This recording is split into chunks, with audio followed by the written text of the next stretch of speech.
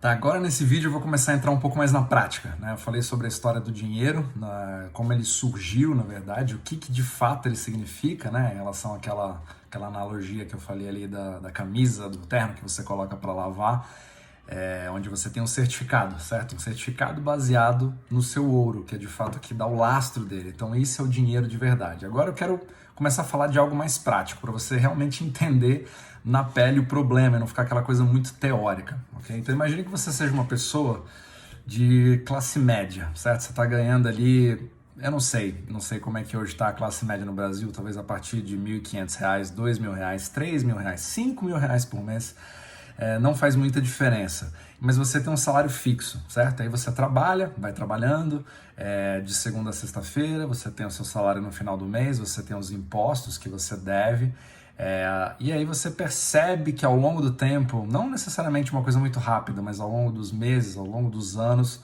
as suas contas vão ficando mais caras. Sobe a sua conta de telefone, sobe a sua conta de gás, sobe a sua conta de luz, sobe o seguro do seu carro, sobe o IPVA do seu carro, sobe o quanto você gasta no supermercado. E aí você começa a ver que o seu salário não necessariamente sobe naquela mesma proporção. E aí, o que você faz? Você pode tentar fazer cursos, né, onde como falar com seu chefe para aumentar o seu salário, para fazer todas aquelas coisas. Ou você vai tentar um cargo melhor, ou você vai tentar se profissionalizar, afinal de contas a culpa é sua se você não está ganhando dinheiro, né? Significa que você é o culpado, você não tem a qualificação suficiente, mas ao mesmo tempo você tem que colocar a culpa em alguém. De quem é a culpa? É da sociedade? Então várias pessoas, cada um vai ver isso de uma forma diferente. Eu acredito que esse é um dos principais motivos, se não for o principal motivo dessa rachadura que nós temos politicamente entre esquerda e direita. É o governo que está fazendo isso ou são as empresas que estão pagando pouco? E aí você começa a ter ali aqueles problemas políticos que criam conflitos, podem até criar guerras civis, dependendo do país, mas tudo está na economia. E aí eu quero que você entenda um pouco melhor na prática como isso acontece.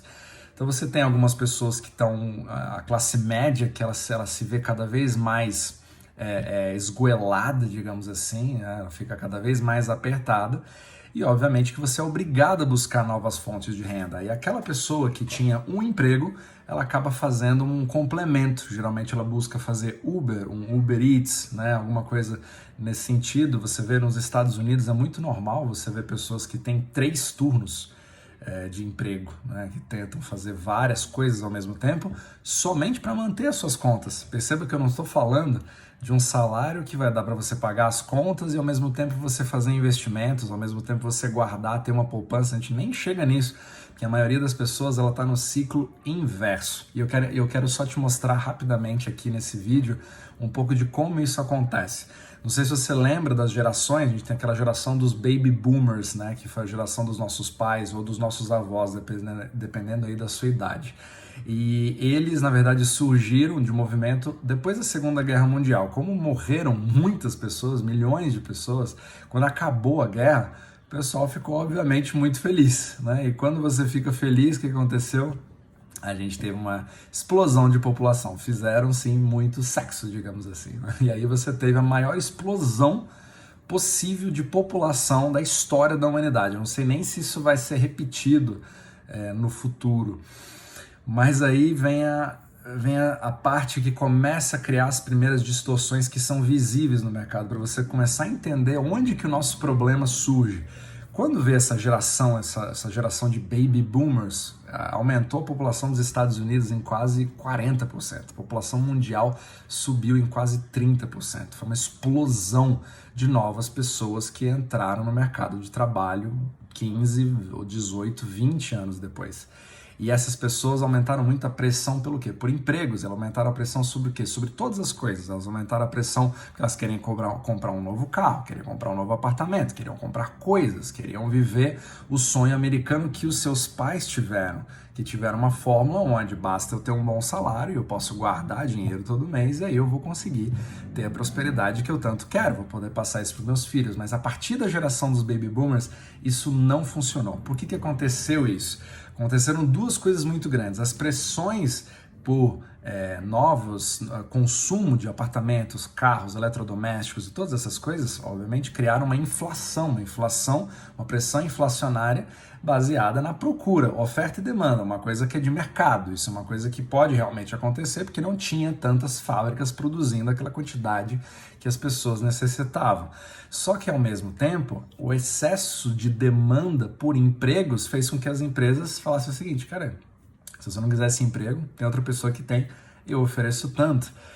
Ou seja, o valor dos bens e dos ativos começaram a disparar, porque existia uma demanda muito maior, mas, ao mesmo tempo, os salários não acompanharam. Percebe a diferença? Então você tem uma quantidade enorme de pessoas entrando no mercado de trabalho, quando você tem uma oferta muito grande de mão de obra, os salários caem ou se mantêm iguais. E aí você percebe que as pessoas que buscavam o sonho da sua casa própria não conseguiam mais. Afinal de contas, o meu salário começa a ficar cada vez mais incompatível com eu poder comprar uma casa ou comprar um apartamento. Antigamente, nos anos 30, nos anos 40, ninguém nunca pensou em recorrer a um banco para isso. E aí, dessa geração dos baby boomers, que a coisa começa a mudar de figura. Antigamente, você tinha uma pessoa que nos seus 1940, quando o dólar valia muita coisa, você poderia ter um salário aí de $8.000 por ano, que era uma coisa muito boa para a época, para os dólares da época, e uma casa custar praticamente 3.500, 4.000, ou seja, praticamente com a minha renda de um ano eu conseguiria comprar uma casa à vista, com o meu dinheiro, poupando, juntando esse dinheiro. Hoje é uma coisa completamente insana você pensar nisso, né? Você tem uma renda ali de 4, 5 mil reais, mas você quer comprar um apartamento de 300 mil reais. Quanto tempo você precisa fazer essa poupança acontecer para comprar um apartamento? 800 meses? Ou você já morreu até lá? E aí que vem a recorrência dos bancos. E aí veio a financialização da economia. E isso é uma coisa que não se fala muito hoje em dia. A partir do momento que os baby boomers não conseguiam mais comprar os seus imóveis, comprar os seus carros, principalmente o Fed, né, os bancos centrais, começaram a abrir cada vez mais linhas de crédito para as pessoas poderem comprar aqueles bens que são mais caros. E a partir desse momento, foi justamente a partir desse momento que as pessoas, ao invés de serem poupadoras e superavitárias na economia, onde você acumula aquela energia econômica que eu falei no vídeo anterior, se tornam deficitários, se tornam pessoas que precisam adquirir dívidas, contrair dívidas para que elas possam fazer o mesmo sonho americano dos seus pais, que agora se torna um pesadelo, porque ela é obrigada a pagar os famosos juros, ela é obrigada a ficar ali presa em financiamentos. E aí começa o conceito muito bem dito pelo Robert Kiyosaki, né, no livro Pai Rico, Pai Pobre, que é o conceito da corrida dos ratos, onde você fica preso naquele salário cada vez menor em relação ao seu poder de compra, em relação aos bens e ativos ou produtos e serviços que você quer adquirir, muitas vezes para criar uma boa impressão para pessoas que nem ligam para você, né? Então a sociedade vê, é uma forma completamente absurda, na minha opinião, de enxergar o que é o sucesso, de você ter uma casa e um carro muito bonito, aí todo mundo vê que você subiu na vida, que você cresceu, etc.